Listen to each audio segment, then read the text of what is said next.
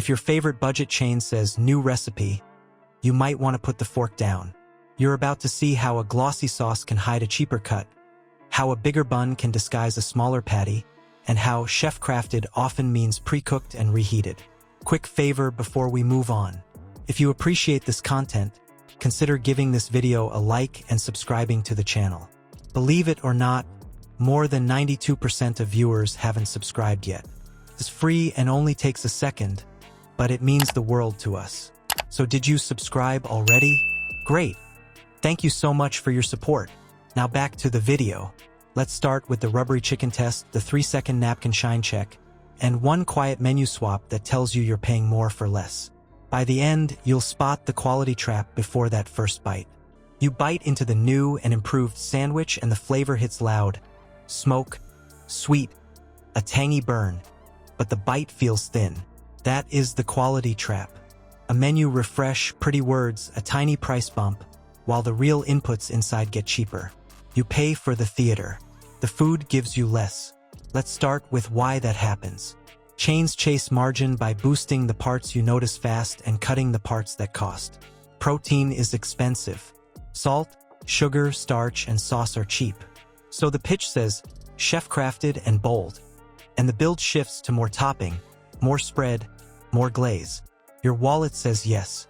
Your body gets less muscle and more filler. Sauce masking is the cover story. Heavy, sweet, or smoky sauces cling and shine, which looks craveable under warm lights. In fast food, Chick-fil-A has long dominated the chicken sandwich. This simple sandwich is part of what propelled Chick-fil-A to its spot as the third biggest fast food chain in the U.S., despite being closed on Sundays. Popeye's Louisiana Kitchen introduced its crispy chicken sandwich, and conflict started to brew.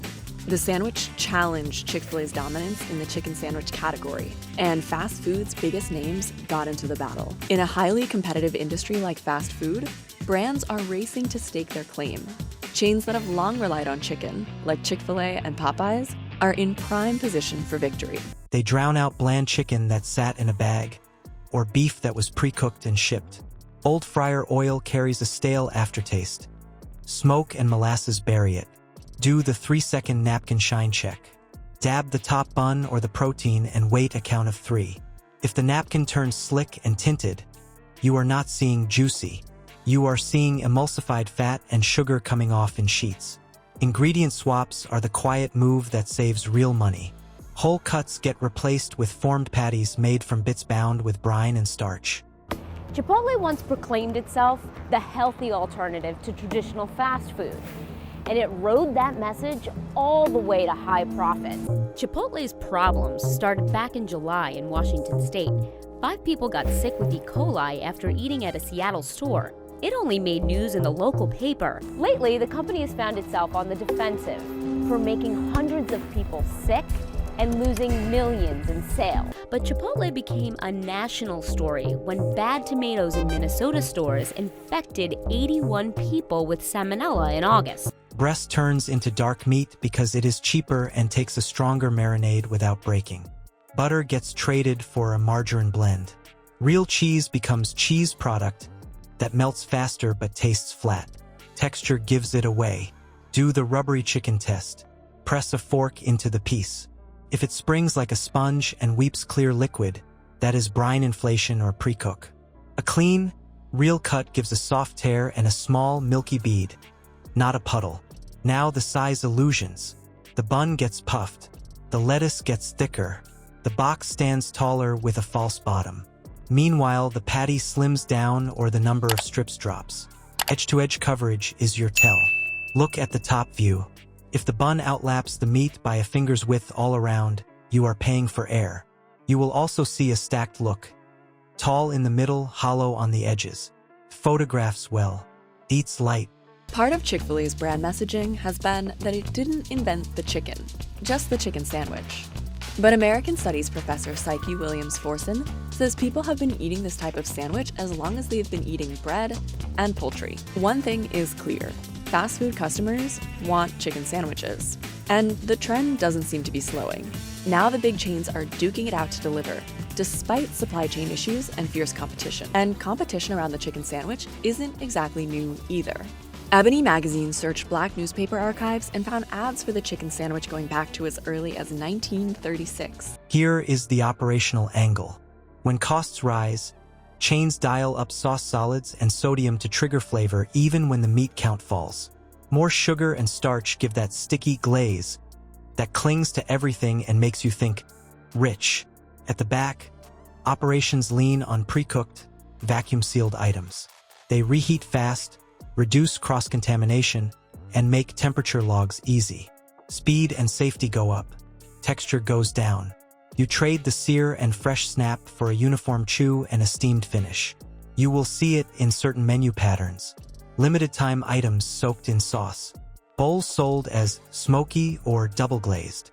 Tenders with a shiny coat that tastes big but chews soft and bouncy. Salads that used to come with grilled strips now default to breaded under a craveable banner. It is the same playbook. Keep the bite loud, keep the costs low. 234 people caught the virus. At this point, the company's top brass stayed relatively mum. These problems, though serious, appeared to be isolated. Chipotle stock fell today on news that it was temporarily closing dozens of stores in reaction to an E. coli scare. And Chipotle's executives may have thought they had them under control. That changed when a separate outbreak straddled state lines in late October. Linked to a salmonella outbreak here in Minnesota. In response, Chipotle switched suppliers. About the same time, in California, Chipotle told the local health department that 17 employees were sick with norovirus. The real kicker, you can catch the downgrade at the table before you are 2 bites in. Run the shine check. Press the spring test. Scan for coverage. These are quick, quiet, and you do not need to be that person with a scale. Use this rule of 3. Dry napkin, clean spring, full coverage. Dry napkin means the sauce stays where it belongs and does not bleed into paper like a dressing bottle spill. Clean spring means the protein yields with a slight tear and does not bounce back like a sponge or cry out liquid. Full coverage means the meat reaches the bun edge so each bite has substance. Fail 2 out of 3 and you are in a quality trap. Ask for sauce on the side or pick a simpler build. Now let's move on to the quiet menu swaps and pricing moves that make the whole thing look like a deal when it is not. When the flavor gets louder but the food feels weaker, you are paying for the mask, not the meal. Sauce, smoke, and glossy buzzwords do the talking while the real stuff gets thinner. The fix is simple. Keep your checks handy and do not pay for air. If this gave you something to chew on, hit like, subscribe, and share it with someone who orders the new recipe without a second look. You might want to save them a soggy bite. Drop a comment with the last menu swap you spotted. Next time, we will break down which chains are quietly winning by not playing these games.